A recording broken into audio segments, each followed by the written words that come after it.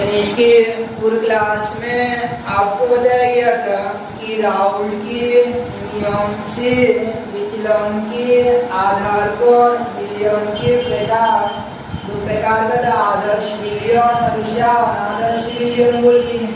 तो आज इसी क्रम में एक नया टॉपिक स्टार्ट करते हैं, स्थिर क्वासी मिश्रण।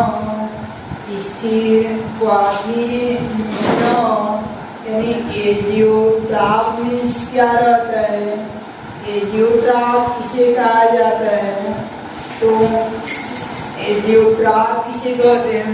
एग्जाम में याद रखिए ना, आपको ऐसा क्वेश्चन दे देता है स्थिर क्वासी मिश्रण क्या है ना बोल के एजियोट्रॉप क्या है उसको पूछ देता है। जैसे पराश्रयण दाब किसे कहते हैं, एक क्वेश्चन ना करके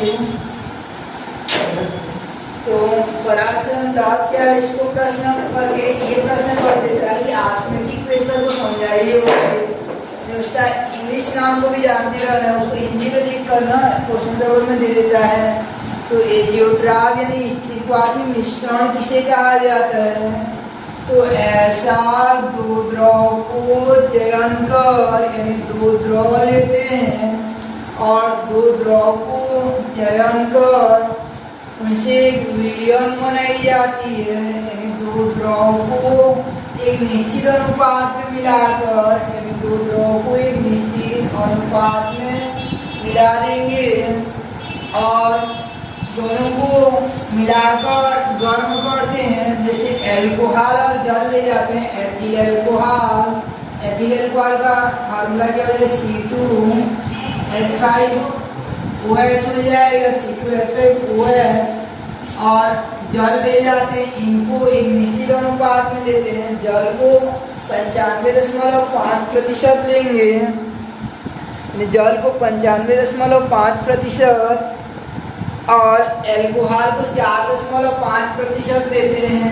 इन दोनों को इतना रेशियो में मिक्स करवा देते हैं, 4.5% और 95.5%। ओवरऑल तो होना चाहिए, तो दोनों को मिक्स करके गर्म करते हैं। तो दोनों को मिला देते हैं, दोनों द्रव को आपस में मिला देते हैं और इनको गर्म करते हैं। दोनों द्रव को आपस में मिलाकर गर्म करते हैं। तो गर्म करने पर ये दोनों अलग अलग ताप पर जो है वाष्प नहीं बनते हैं, वास्तव में दोनों अलग अलग ताप पर वाष्प बनना चाहिए। जिसका क्वथनांक कम होता है वो पहले उबल जाएगा, दूसरा जिसका क्वथनांक अधिक होता है वो लेट में उबलना चाहिए। लेकिन दोनों को एक फिक्स रेशियो में अगर मिक्स करवा देते हैं, एक निश्चित अनुपात में मिला दिया जाता है, तो दोनों अलग अलग ताप पर न उबलकर साथ साथ उबलते हैं। यानी एक ही ताप पर दोनों जो है उबलते हैं और उबलकर वाष्प बनने की क्रिया को वाष्पन कहा जाता है। यानी साथ साथ उबलते हैं और उबलकर वाष्प बनने की क्रिया को वाष्पन कहते हैं। फिर यानी यहाँ द्रव में एक साथ थे दोनों जो हैं जल और एल्कोहल साथ साथ थे, उबलकर वे वाष्प के रूप में बदल जाते हैं। तो यहाँ पर भी देखेंगे तो एल्कोहल और जल जो है साथ साथ ऊपर ले रहते हैं, यानी कभी एक दूसरे के साथ नहीं छोड़ते हैं। तो यहाँ पर भी रहते हैं, वाष्प में भी दोनों साथ साथ रहते हैं। फिर इन्हें ठंडा करके फिर से जल में बदल दिया जाए ना, तो फिर भी एल्कोहल और जल जो साथ नहीं छोड़ते हैं। जैसे कोई कोई पिक्चर में होता है कि अगर उसका नारी और हीरो हो, अगर वो खत्म हो जाएगा तो उसकी वाइफ भी क्या होती है साथ साथ जो है चली जाती हैं और दोनों साथ साथ चले जाते हैं। उसके बाद उनका पुनर्जन्म भी साथ साथ हो जाता है। तो यानी इस प्रकार से दोनों जो है पहले वाष्प भी साथ साथ बनेंगे और वाष्प के साथ जो है फिर द्रव में साथ साथ बनते हैं। तो द्रव का वाष्प में बदलने की क्रिया को वाष्पन कहते हैं और वाष्प का अगेंस्ट द्रव में रिटर्न होने की क्रिया को संघनन कहते हैं। क्या कहते हैं, संघनन कहते हैं। और दोनों को मिक्स करो यानी दोनों को एक जाई लेंगे यानी साथ साथ लेते हैं, दोनों को एक साथ लेते हैं। तो याद रखिए ना, वाष्पन का संघनन को आसवन कहते हैं, यानी क्रिया को क्या कहते हैं, आसवन कहते हैं। तो ये दोनों को एक निश्चित अनुपात में मिलाकर आसवन करवाई जाती है, आश्वित करवाई जाती है, तो वे साथ साथ आश्वित होते हैं, कभी साथ छोड़ने वाले नहीं रहते हैं। तो द्रवों के ऐसे मिश्रण को स्थिर क्वाथी मिश्रण कहा जाता है। स्थिर मीन होता है फिक्स, और क्वाथी मीन होता है आपका क्वथन बिंदु, यानी उबलना, यानी उनका बॉइलिंग पॉइंट को रिप्रेजेंट करता है। तो स्थिर क्वाथी मिश्रण क्या हो जाएगा इस प्रकार से कि दो द्रवों का ऐसा मिश्रण, कि दो द्रवों का ऐसा मिश्रण जो संगठन यानी जो ताप में परिवर्तित हुए बिना एक ही ताप पर, या जो संगठन में परिवर्तित हुए बिना एक ही ताप पर आश्रित होते हैं, स्थिरवादी मिश्रण कहलाते हैं। यानी उनका जो मिलावट है वो अनुपात नहीं बदलता है, सब जगह जो समान रहता है, यानी अनुपातिक रेशियो उतना जी आएगा। तो दो द्रवों का ऐसा मिश्रण जो संगठन में परिवर्तित हुए बिना, यानी उनका ऑर्गेनाइजेशन जो है नहीं चेंज होगा। तो दो द्रवों का ऐसा मिश्रण जो संगठन में परिवर्तित हुए बिना एक ही ताप पर आश्रित होते हैं या साथ साथ आश्रित होते हैं, स्थिरवादी मिश्रण कहलाते हैं। तो दोनों को गर्म करेंगे तो साथ साथ उबलेंगे, और उबलने के बाद साथ साथ ठंडा होंगे। द्रवों के ऐसा मिश्रण को स्थिरवादी मिश्रण कहा जाता है। यानी दो द्रवों का ऐसा मिश्रण जो संगठन में परिवर्तित हुए बिना साथ साथ आश्रित होते हैं, स्थिरवादी मिश्रण कहलाते हैं। जैसे संमरमर सुने रहोगे तो क्या होता है, संमरमर में सुने हो ना, संमरमर में क्या होता है, संगमरमर का अर्थ होता है जब दो आदमी संगे संग मरते हैं तो बोला संगमरमर कहा जाता है। तो ऐसे क्या कहते हैं, अल्कोहल और जल जो साथ साथ ऊपर जाते हैं तो इनको क्या कहते हैं, स्थिरवादी मिश्रण कहा जाता है। तो द्रवों का ऐसा देखियो ना गुरु जी, संगमरमर मीन्स क्या होता है, कि संगमरमर मीन होते हैं कि जब दो आदमी संगे संग मरते हैं तो उसको संगमरमर कहते हैं। ऐसे स्थिरवादी मिश्रण क्या हो जाएगा कि दो द्रवों का ऐसा मिश्रण जो संगठन में परिवर्तित हुए बिना साथ साथ आश्रित होते हैं, स्थिरवादी मिश्रण कहलाते हैं। एग्जाम्पल हो जाता है एल्कोहल 4.5% ब्रैकेट में रहेगा, 4.5% और जल 95.5% का मिश्रण जो 78.13 सेंटीग्रेड ताप पर स्थिरवादी होता है। यानी जल का क्वथनांक 100 सेंटीग्रेड होता है, एल्कोहल का भी कुछ रहेगा, लेकिन दोनों मिक्स करवा देंगे इस रेशियो में तो दोनों 78.13 सेंटीग्रेड ताप पर उबलते हैं। तो द्रवों के ऐसा मिश्रण को स्थिरवादी मिश्रण कहा जाता है। ये स्थिरवादी मिश्रण या एजियोट्रॉप दो प्रकार का होता है। यानी स्थिरवादी मिश्रण जो है दो प्रकार का हो जाता है, जिनमें से पहला रहता है आपका निम्न क्वथन एजियोट्रॉप हो जाता है, निम्न क्वथन एजियोट्रॉप, निम्न क्वथन एजियोट्रॉप। तो उसके पहले थोड़ा सा आप याद रखें कि वाष्प दाब और क्वथनांक में क्या रिलेशन होता है, कि वाष्प दाब और क्वथनांक में क्या रिलेशन होता है। तो वाष्प दाब के आधार पर क्वथनांक का डेफिनेशन बताया गया था। वाष्प दाब के आधार पर क्वथनांक का परिभाषा क्या होता है, दाब का वह बिंदु जिस पर द्रव का वाष्प दाब वायुमंडलीय दाब के बराबर हो जाता है क्वथनांक कहलाता है। इसका जो वाष्प बनेगा यह वाष्प जो ठीक वायुमंडलीय दाब के बराबर हो जाएगा, तो उसके संगत ताप को क्या कहते हैं, क्वथनांक कहा जाता है। जिस ताप पर द्रव का वाष्प दाब जो वायुमंडलीय दाब के बराबर हो जाएगा तो दाब के उस बिंदु को क्वथनांक कहते हैं। जैसे वायुमंडलीय दाब का मान जो 50 mm है, ठीक है, वायुमंडलीय दाब का मान 50 mm है। अब ये देखते हैं हम लोग किसी द्रव का पहले से वाष्प दाब ज्यादा मिलता है, जैसे इसका वाष्प दाब जो बिना गर्म किए 30 mm मिल गया है, तो उसको 50 तक पहुंचाएंगे। अब दूसरा कंडीशन रखते हैं हम लोग कि 1 मिलियन लिए हैं और उसका स्टार्टिंग में वाष्प दाब जो है 25 mm मिल गया है, 25 mm 120 mm है, तो दोनों को गर्म करेंगे तो यानी कौन पहले, इसका वाष्प दाब जो वायुमंडल दाब के बराबर पहले होगा, यानी ये 30 वाला की 20 वाला का, इन दोनों को गर्म करेंगे, इसको गर्म करते जाएंगे और इसको गर्म करते जाएंगे, तो इस कौन जो 50 के जल्दी पहुंचेगा, 30 वाला की 30 वाला 30 वाला पहुंच जाएगा। यानी इसको थोड़ा सा गर्म करेंगे, जैसे एक जन जो है मान लीजिए बासीमाल 35 नंबर है और एक जन 30 नंबर पाया और एक जन 25 नंबर पाया, तो किसको ज्यादा धकेलना पड़ेगा, 25 वाला को। 30 वाला जल्दी पहुंच जाएगा ना उसमें, तो ऐसे ही क्या है 30 वाला जल्दी 50 तक पहुंच जाएगा, जबकि 20 वाला बहुत लेट में, यानी इसको गर्म करके थम जाएंगे 24 जाकर, तो 50 तक पहुंचेगा। और इसको थोड़ा सा हिंट दे देने बोलते, किसी को ऐसा करना नहीं बोले तुरंत बन जाता है उनका गणित जो है, या आप बगल में एग्जाम में बैठे रहते हैं तो कोई बगल वाले क्या करते हैं, चौथा पांचवा थोड़ा सा ऐसा करना, डांट लगा देना, तो वो क्या करते हैं तुरंत बना लेते हैं। तो ऐसे ये 30 वाला क्या हो जाएगा आपका, जल्दी पहुंच जाएगा।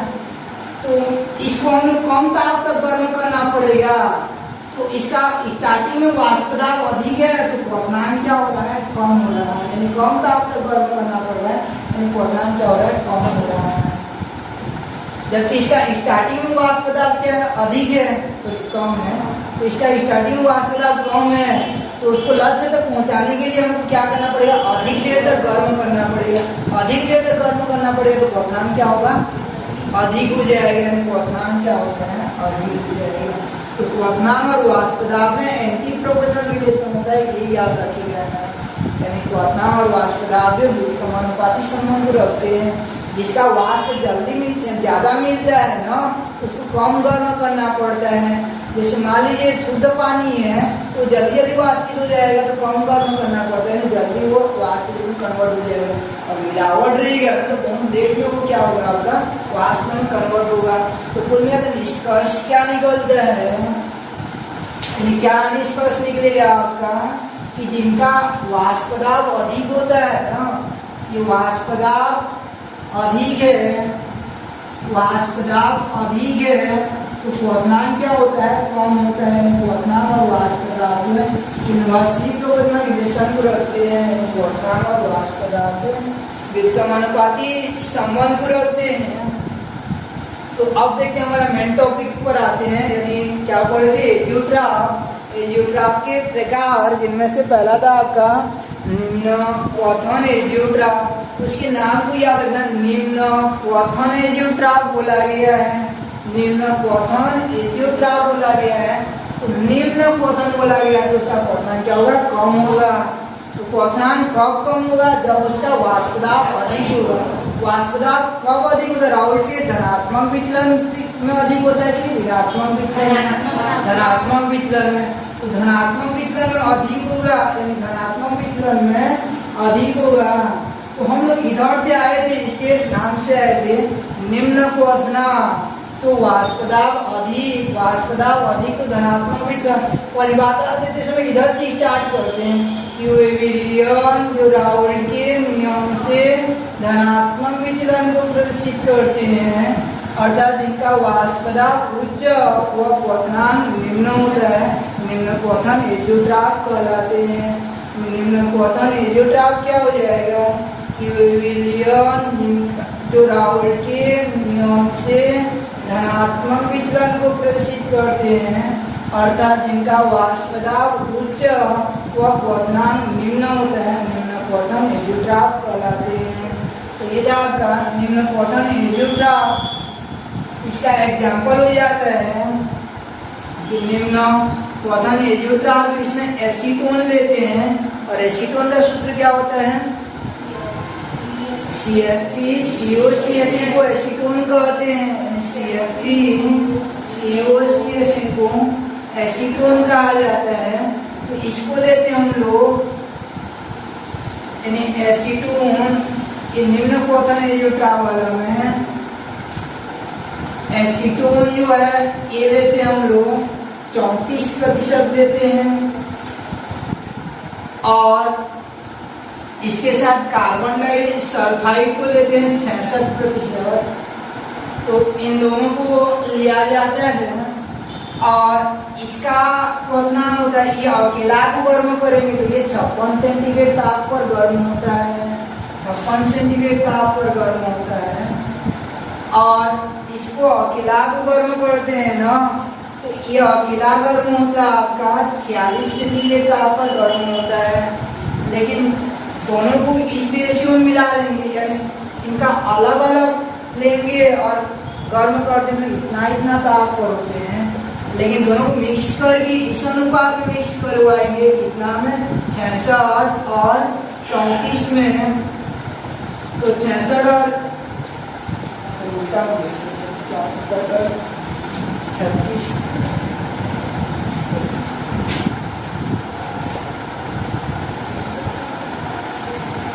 यानी 34 और 66 में मिलाते हैं, इस अनुपात में मिलाते हैं 34 अनुपात 66 में, तो ये 33 सेंटीग्रेड ताप पर उबलते हैं। यानी उनका क्वथनांक क्या हो जाता है, दोनों अवयवी द्रवों की क्वथनांक से जब कम हो जाता है तो निम्न क्वथन एजियोट्रॉप कहा जाता है। तो ये एग्जाम्पल हो जाएगा आपका निम्न क्वथन एजियोट्रॉप का। जैसे इसको अकेला को कहीं पर भेजेंगे तो 56 रुपया लेगा जाएगा, ऐसा है। इसको अकेला को भेजेंगे 46 रुपया लेगा, लेकिन दोनों साथ साथ जाओ बोलेंगे तो 33 रुपया मान जाते हैं। तो ऐसा यानी ये निम्न क्वथन एजियोट्रॉप हो जाता है। इस प्रकार आप स्टार्ट कीजिए एजियोट्रॉप को कि दो द्रवों का ऐसा मिश्रण जो संगठन में परिवर्तित हुए बिना साथ साथ आश्रित होते हैं स्थिरवादी मिश्रण कहलाते हैं। जैसे दो फ्रेंड रहते हैं तो एक ही गांव में रहेंगे तो छोटे यानी बाल्यावस्था में साथ साथ खेलते रहते हैं, फिर वो प्राइमरी स्कूल में भी साथ साथ दाखिला लेते हैं, फिर आदर्श स्कूल भी आएंगे तो साथ साथ आएंगे, जब कॉलेज भी जाएंगे तो साथ साथ। तो ऐसे मिश्रण को क्या कहते हैं, स्थिरवादी मिश्रण कहा जाता है। साथ न छोड़ने वाला मिश्रण को स्थिरवादी मिश्रण कहा जाता है। अब देखते हैं हम लोग उच्च क्वथन एजियोट्रॉप उल्टा हो जाएगा। उच्च क्वथन एजियोट्रॉप में इसके नाम से क्या होगा, आपका क्वथनांक उच्च होगा। क्वथनांक उच्च कब होगा, जब वाष्पदाब निम्न होगा। वाष्पदाब कब निम्न होगा, राउल के नियम से ऋणात्मक विचलन। इस प्रकार से यानी डेफिनेशन बन जाएगा कि विलियम जो राउल के नियम से ऋणात्मक विचलन को प्रदर्शित करते हैं, अर्थात जिनका वाष्पदाब निम्न व क्वथनांक उच्च होता है, उच्च क्वथन एजियोट्रॉप कहलाता है।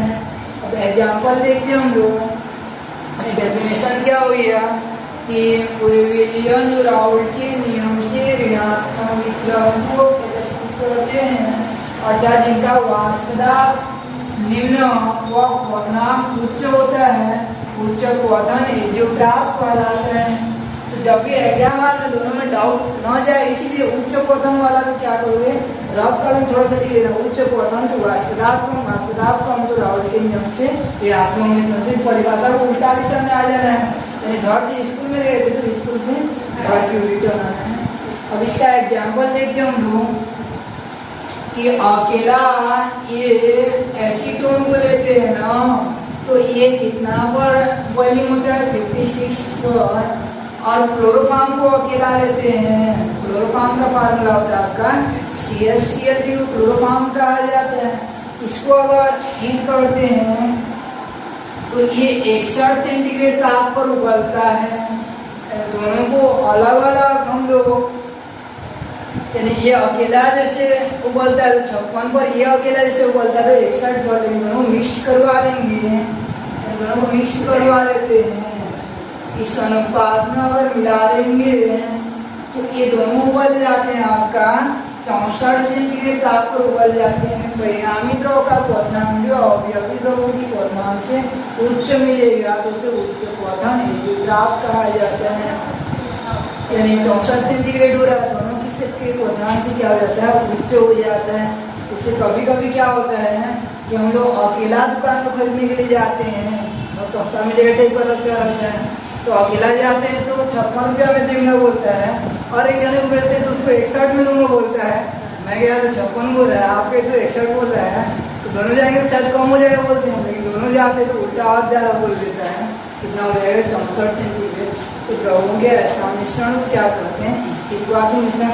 3 नंबर का क्वेश्चन आएगा कि स्थिरवादी मिश्रण किसे कहते हैं? प्रकारों को समझाइए। या निम्न क्वथन एजियोट्रॉप व उच्च क्वथन एजियोट्रॉप को उदाहरण से समझाइए। तो यहाँ पे एग्जाम्पल लिखना अनिवार्य होता है। जब भी केमिस्ट्री में आप डेफिनेशन दोगे ना तो उस समय एग्जाम्पल को अनिवार्यता लिखना, अन्यथा आपका जो मेन हेडिंग मेन परिभाषा उसको ज़्यादा गहरे से चेक किया जाता है। एग्जाम्पल रहेगा ना तो परिभाषा थोड़ा सा यानी उतना डीपली नहीं जाते हैं, इसलिए यानी एग्जाम्पल जो भी क्वेश्चन है उसमें एग्जाम्पल को अनिवार्यता लिखना।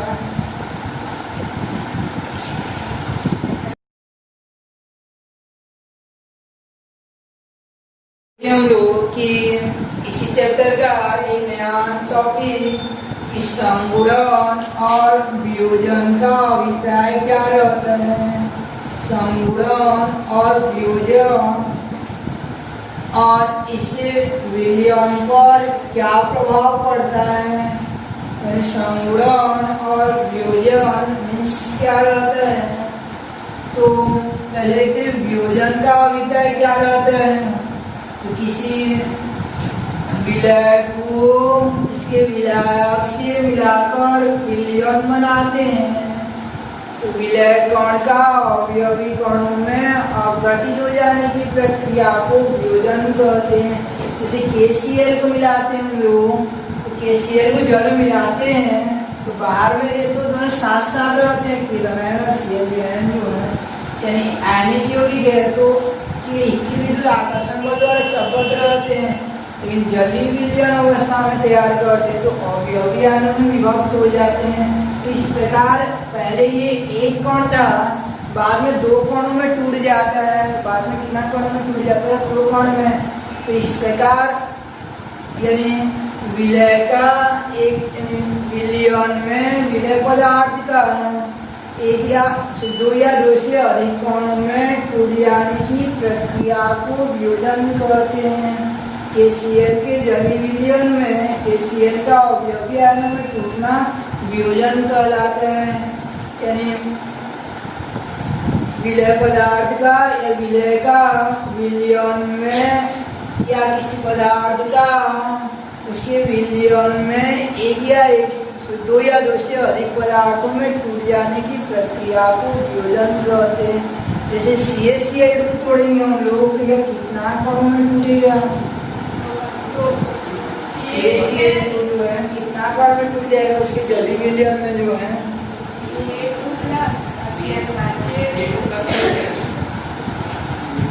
कितना कण मिलेगा? 3 कण मिल जाएगा। एक तो कैल्शियम आयन हो जाएगा और 2 क्लोराइड आयन हो जाएगा। पहले तीर्यक गुणा करके उसके आवेश को जानेंगे। तीर्यक गुणा करके आवेश को जानेंगे तो कैल्शियम तो कितना आवेश हो जाएगा? 2+ हो जाएगा। Cl तो कितना आवेश हो जाएगा? 1। फिर यहाँ पे जो दिखता रहता है यहाँ कुछ भी नहीं रहता तो 1 रहता है। तो ये नीचे वाला उसकी संख्या को बताता है। कैल्शियम कितना? 1 और Cl कितना? 2 तो मिला कितना कण में टूटेगा? 3 कण में टूट जाएगा। तो इस प्रकार से विलयन में उपस्थित विलय कणों का 2 या 2 से अधिक कणों में टूटने की प्रक्रिया को वियोजन कहते हैं। विलयन में उपस्थित विलय कणों का 2 या 2 से अधिक कणों में टूटने की प्रक्रिया को वियोजन कहते हैं। जैसे कि K4FeCl6 को तोड़ेंगे हम लोग, या एक यौगिक है, आगे पढ़ेंगे कोऑर्डिनेशन कंपाउंड जो है, तो इसको तोड़ेंगे तो यह कितना कणों में टूटेगा? 5।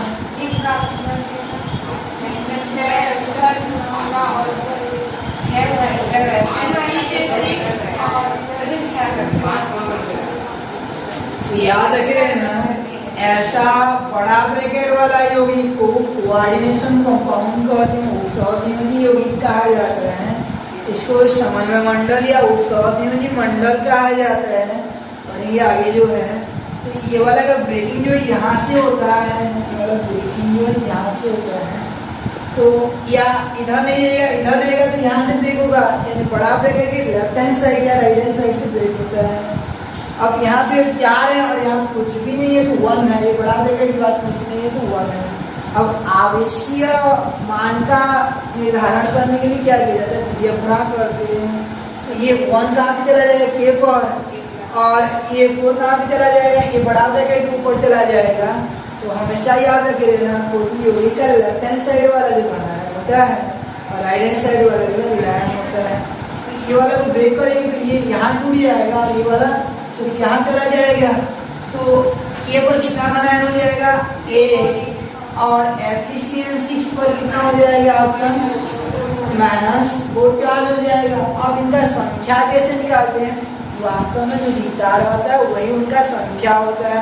तो के कितना दिख रहा है, 4, तो 4 तो के हो जाएगा, और ये कितना दिख रहा है, 1 तो लिखने की आवश्यकता नहीं है, कुल मिला कितना कौन में टूट 5 कौन में टूट जाता है।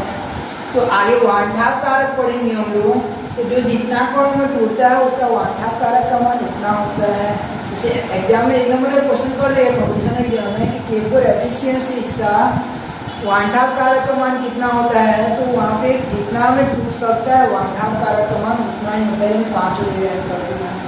जैसे कोबाल्ट, हेक्सा, फ्लोरोकोबाल्ट, ट्रिक्लोराइड जो है, हेक्सा का कोबाल्ट ट्रिक्लोराइड, इसको तोड़ेंगे तो ये कितना कौन में टूटेगा, 4, कितना धनायन और कितना ऋणायन में, 1 धनायन में और 3 ऋणायन में। धनायन तो कितना आवेश आएगा, 3 धनायन आ जाएगा। पहला वाला हमेशा धनायन होता है तो ये 3 यहाँ पे जाएगा, और यहाँ पे कितने में 1 है तो इस सीरियल पे कितना हो जाएगा, यानी धनायन कितना आ जाएगा, 3+ आएगा। हमेशा जो यौगिक का लेफ्ट हैंड साइड वाला अधिकांशों में 1-2 अपवाद रहते हैं।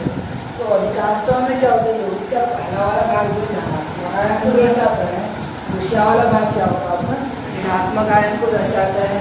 इस प्रकार हम लोग वियोजन देंगे, वियोजन का डेफिनेशन क्या हो गया, उसमें कणों की संख्या 4 होगा, लेकिन उसमें से कितना कण धन है, यानी 1 कण धनायन होगा, 3 कण ऋणायन होगा। धनायन पर 3 आवेश होगा, ऋणायन पर 1 आवेश। तो 3 कण धनायन होगा, 1 कण धनायन होगा, उस पर आवेश 3 है लेकिन संख्या कितना होगा आपका, 1 है। उसके बाद आगे देखते हैं संगुणन। तो संगुणन मीन्स क्या रहता है, तो वियोजन का अर्थ रहता है, जैसे हम लोग रैली निकालते रहते हैं और एक दूसरे के हाथ में पकड़ के चलते रहते हैं, तो जैसे ही खत्म हो जाता है स्कूल आने पर हाथ को क्या करते हैं, छोड़ देते हैं, तो अब क्या हो जाएगा आपका वियोजन हो जाएगा। और संगुणन मीन्स क्या होता है कि आपस में जुड़ करके एक नया कण में बदलने की प्रक्रिया को संगुणन कहते हैं। जैसे हम लोग 10वीं तक अलग अलग रहते हैं, लेकिन 11वीं आ जाने पर नया फ्रेंड हो जाते हैं, तो उनके साथ जुड़ जाने की प्रक्रिया को क्या कहते हैं, संगुणन करते हैं। जैसे एसिटिक अम्ल लेंगे, एसिटिक अम्ल का फार्मूला क्या होता है, CH3COOH होता है। याद रखिए डबल ओ नहीं पढ़ते हैं कभी ना, CH3COOH को एसिटिक अम्ल कहा जाता है। तो ऐसा 2 एसिटिक अम्ल लेंगे, यानी 2 एसिटिक अम्ल को लेते हैं, और ये एसिटिक अम्ल एसिटिक अम्ल को जल में डालकर विलयन बनाते हैं। तो उस समय एसिटिक अम्ल के अणुओं के मध्य क्या प्रक्रिया होता है कि यानी इसमें ध्रुवीयता गुण उत्पन्न हो जाती है। एच और O जो है विपरीतात्मकता में जब डिफरेंस रहती है तो पार्शियल नेगेटिव चार्ज और पॉजिटिव चार्ज डेरिवेट हो जाते हैं।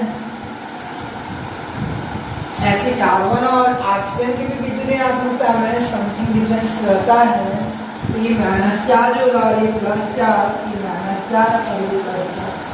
तो H और O आपको बताया गया, H एक साइड H रहेगा और साइड N या O और या H रहेगा, क्या बॉन्ड बन जाता है, H बॉन्ड में। जब ये H बॉन्ड बना लेते हैं और दोनों साइड से H बॉन्ड बन जाता है, तो दोनों एक दूसरे को, दो अणु आपस में एक दूसरे को ऐसा जोड़ लेते हैं दो हाइड्रोजन बॉन्ड द्वारा, मानो कि वो एक ही तरह काम करते हैं। शरीर तो 2 होता है लेकिन जीवन एक ऐसा टाइप का हो जाएगा। तो यानी दो एसिटिक अम्ल रहता है, लेकिन आपस में जुड़कर एक अणु जैसे व्यवहार करते हैं, इस प्रकार जुड़ जाते हैं कि तोड़ना जो आसान नहीं रहता है, यानी एक अणु की तरह व्यवहार करते हैं। जैसे दो बेल लेंगे, दोनों रस्सी कर बांध लेंगे, तो दो तो रहते हैं लेकिन एक जैसे काम करेंगे, तो उस प्रक्रिया को क्या कहते हैं, संगुणन कहा जाता है। या साइकिल या चैन लेके रहोगे, उसमें क्या रहता है, टुकड़ा टुकड़ा एक एक रहता है, लेकिन जोड़ देंगे तब उनको मिलाकर तो एक जैसे व्यवहार करेगा, तो प्रक्रिया क्या हो जाएगा, आपका संगुणन हो जाता है। यानी क्या जो माते श्री आपका माला पहने रहते हो, तो उसमें मोतियों को जोड़ दिया जाता है, तो वो क्रिया क्या होता है, आपका संगुणन हो जाता है। तो इस प्रकार से संगुणन का डेफिनेशन क्या हो जाएगा कि विलयन में उपस्थित विलय कणों का, यानी दो या दो से अधिक विलय कणों का आपस में मिलकर एक कण के रूप में परिवर्तित हो जाने की प्रक्रिया को संगुणन कहते हैं। विलयन में उपस्थित विलय कणों का आपस में मिलकर या विलयन में उपस्थित दो या दो से अधिक विलय कणों का आपस में मिलकर एक कण के रूप में परिवर्तित हो जाने की प्रक्रिया को संगुणन कहते हैं। एग्जाम्पल क्या हो जाएगा, एसिटिक अम्ल के अणुओं के मध्य जो है संगुणन प्रक्रिया होती है। एसिटिक अम्ल की जलीय विलयन में एसिटिक अम्ल का संगुणन होना, तो इस प्रकार का आपका संगुणन। तो संगुणन और वियोजन से क्या प्रभाव पड़ता है, संगुणन और वियोजन से क्या प्रभाव पड़ता है उसको देखना आपको जो है। तो संगुणन में तो जुड़कर एक हो जाना, और वियोजन में होता है आपका अलग अलग हो जाना। तो संगुणन में ये बताओ मेरे को कि कणों की संख्या में वृद्धि होगा कि कमी हो जाएगा, कमी हो जाएगा। जैसे 100 कण को डालेंगे तो दो एक जैसे हो जाएंगे, तो 50 कण के रूप में बात करेंगे। संगुणन में कणों की संख्या में क्या हो गया, कमी हो गया। और वियोजन में क्या होता है, जैसे ये वाला आपका वियोजन में है, कणों की संख्या में क्या हो जा रहा है, वृद्धि हो जा रहा है। जैसे हम लोग मान लीजिए 5 तो K4 एफिशिएंसी को डालते हैं, तो अंदर में कितना हो जाएगा, वो 5 का 25 हो जाएगा, क्योंकि 1 में से 5 मिल जा रहा है, तो 5 को डालेंगे तो कितना मिलेगा, 25 हो जाएगा। तो ये वियोजन में कणों की संख्या में एलिवेट हो जाता है, और इनमें क्या हो जाता है, डिक्रीज हो जाता है आपका वियोजन में। संगुणन में जो है कमी हो जाएगा। तो इससे क्या प्रभाव पड़ता है, तो ऐसा कौन सा गुणधर्म है जो कणों पर निर्धारित रहता है, उस गुण का नाम क्या रहता है, आपका अणुसंख्य गुणधर्म। यानी अणुसंख्य गुणधर्म क्या रहता है कि विलयन का वह भौतिक गुण जो उसके प्रकृति पर निर्भर नहीं करता, अपितु विलय कणों की संख्या पर निर्भर करता है, अणुसंख्य गुणधर्म कहलाता है। केवल कणों की संख्या पर निर्भर करता है, उन्हें अणुसंख्य गुणधर्म कहते हैं। जैसे हम लोग क्लासरूम में मान लीजिए 50 विद्यार्थी हैं और सबको 50-50 रुपये लेना है, तो वह निर्भर नहीं करेगा कौन कितना जानता है कौन नहीं जानता है, कौन कहाँ से आता है, उस पर निर्भर नहीं करेगा, केवल निर्भर करेगा संख्या पर। 50 विद्यार्थी हैं तो 2500 हो जाएगा, और 60 विद्यार्थी हैं तो 3000 हो जाएगा। तो इस प्रकार की केवल संख्या पर निर्भर करने वाला गुण को क्या कहते हैं, अणुसंख्य गुणधर्म। तो यहाँ पे कणों की संख्या में क्या हो जा रहा है, परिवर्तन हो जा रहा है, क्योंकि एक में वृद्धि हो रहा है, एक में कमी हो रहा है। दोनों को मैं एग्जैक्ट रूप से जब बोलता हूँ तो परिवर्तन शब्द बोलेंगे, यानी वृद्धि और कमी के लिए साथ साथ जब उपयोग किया जाता है तो परिवर्तन शब्द लिया जाता है। तो कणों की संख्या में क्या हो जाएगी, संगुणन वियोजन के परिणाम तो विलयन में कणों की संख्या में क्या हो जा रहा है, परिवर्तन हो जाता है। तो कणों की संख्या में परिवर्तन होता है तो अणुसंख्य गुणधर्म में परिवर्तन होता है। और अणुसंख्य गुणधर्म क्या है आपका, अणुसंख्य गुणधर्म क्या रहता है, उनमें से पहला अणुसंख्य गुणधर्म आपका कि वाष्प पदार्थ में आपेक्षिक अवनमन, दूसरा क्या रहता है वर्णांगीय उन्नयन, तीसरा इंगांगीय अवनमन और चौथा पराश्रय। ये चारों परिवर्तित हो जाएगा। पहला था वाष्प पदार्थ में आपेक्षिक अवनमन PH_A,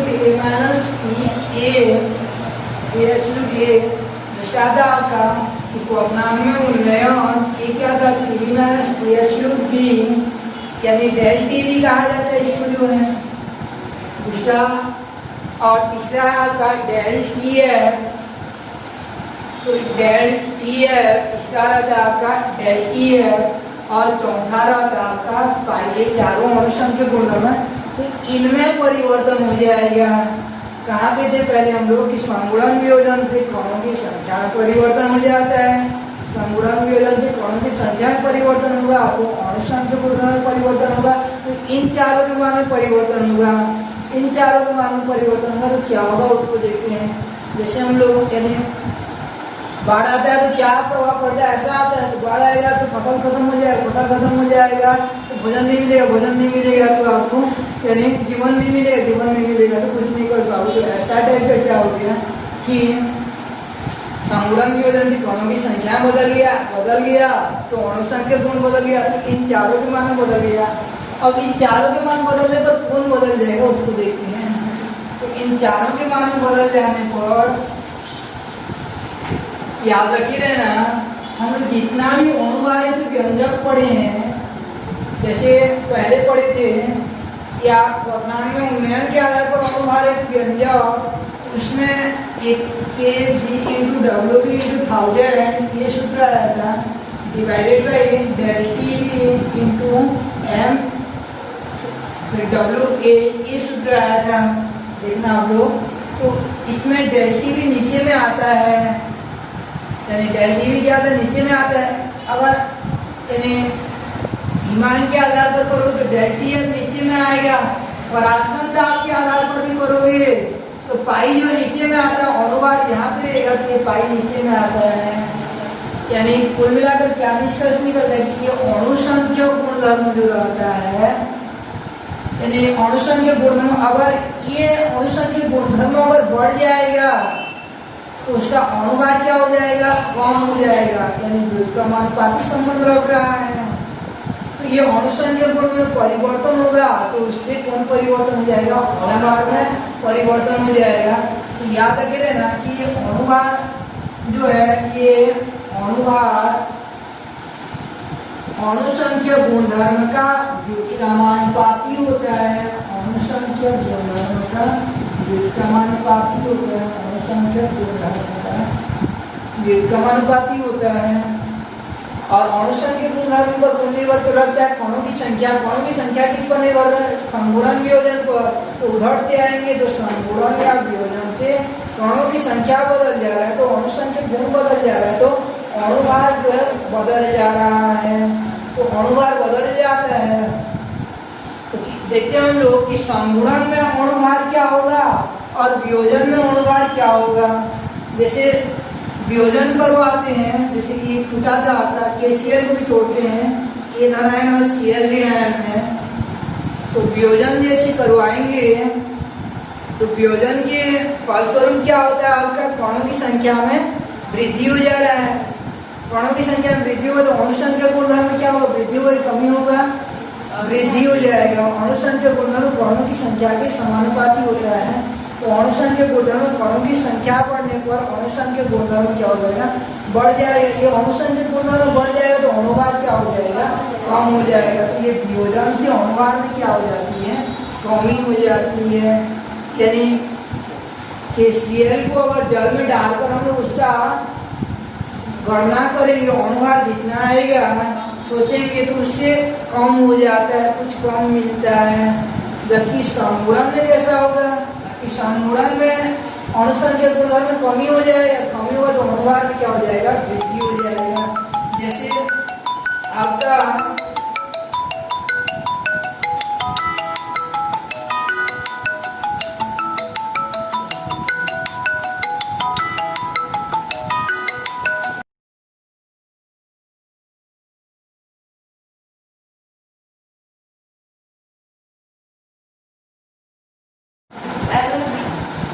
इस प्रकार यानी समगुणन से क्या होगा, अनुसंख्यक गुणधर्म में समगुणन प्रक्रिया से अनुसंख्यक गुणधर्म में क्या हो जाएगा, आपका कमी होगा तो अनुवाद में क्या हो जाएगा, वृद्धि हो जाएगा। तो समगुणन या जैसे एसिटिक अम्ल का अनुवाद जो 60 होता है, तो अगर उसको जल में मिला देंगे ना तो समगुणन होगा, यानी अनुसंख्यक गुण में कमी होगा तो अनुवाद में वृद्धि हो जाएगा। तो अनुवाद जो है क्योंकि दो आपस में मिलकर एक बनाते हैं, इसलिए अनुभाग जो डबल हो जाता है, 120 उसका अनुभाग जो है वहाँ पे प्रयोग करेंगे तो निकलेगा। तो अनुभाग में क्या हो जाता है, वृद्धि हो जाता है। इस प्रकार संगुणन या वियोजन प्रक्रिया आगे बढ़कर क्या हो जाता है, विलयन में उपस्थित विलय के अनुभाग में विचलन उत्पन्न हो जाता है, या तो बढ़ जाएगा या कम हो जाएगा। अनुभाग में होने वाला इसी विचलन को असामान्य अनुभाग कहा जाता है। जैसे 2 नंबर का क्वेश्चन आ जाएगा आपका, अब नॉर्मल मोलर मास मीन्स क्या होता है, असामान्य अनुभाग का अभिप्राय क्या रहता है, ये क्वेश्चन होगा। तो अब नॉर्मल अनुभाग मोलर मास मीन्स क्या हो जाएगा, असामान्य अनुभाग विलयन में उपस्थित विलय कणों के संगुणन या वियोजन के परिणामतः विलय के अनुभाग में विचलन उत्पन्न हो जाती है। अनुभाग में होने वाला इस विचलन को असामान्य अनुभाग कहते हैं। कि विलयन में उपस्थित विलय कणों के संगुणन या वियोजन के परिणामतः विलयन में उपस्थित विलय कणों के संगुणन या वियोजन के परिणामतः विलय के अनुभाग में होने वाला विचलन को असामान्य अनुभाग कहते हैं। नेक्स्ट क्लास में हम लोग चैप्टर का लास्ट भाग देखेंगे, वांठाप कारक किसे कहते हैं, वांठाप कारक आई किसे कहा जाता है, और उसके लिए यानी संगुणन, उसके बाद संगुणन की कोटि और वियोजन का कोटि जो है